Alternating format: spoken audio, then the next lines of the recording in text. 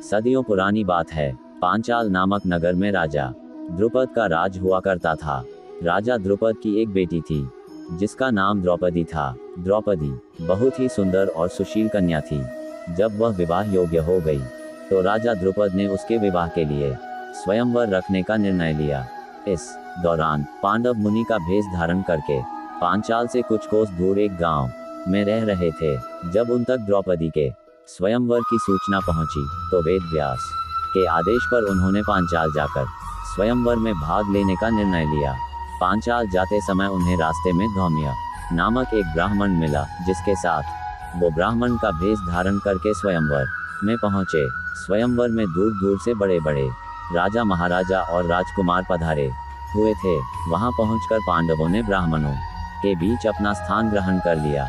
उस सभा में श्री कृष्ण भी अपने बड़े भाई बलराम और गणमान्य यदुवंशियों के साथ बैठे हुए थे। सभा की एक ओर सभी कौरव भी विराजमान थे। कुछ देर बाद सभा में राजा द्रुपद पधारे और उन्होंने स्वयंवर के लिए पधारे सभी मेहमानों का स्वागत किया। अब सबकी आंखें राजकुमारी द्रौपदी का इंतजार कर रही थीं।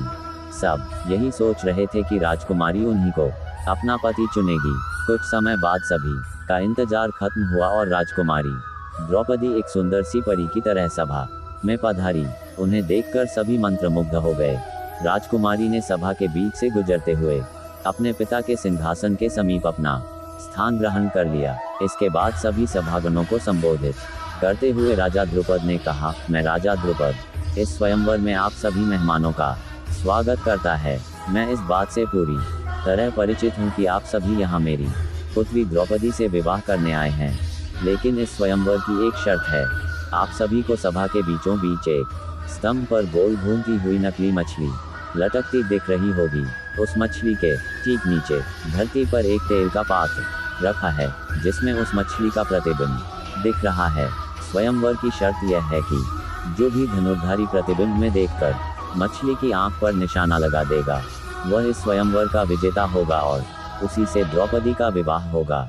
राजा द्रुपद की यह बात सुनकर सभी राजा बारी बारी आकर मछली पर निशाना साधने का प्रयास करने लगे, लेकिन कोई सफल नहीं हो पाया। असफल व्यक्तियों में शिशुपाल, दुशासन, दुर्योधन और अन्य कौरवों का भी नाम शामिल था। अंत में पांडवों की बारी आई।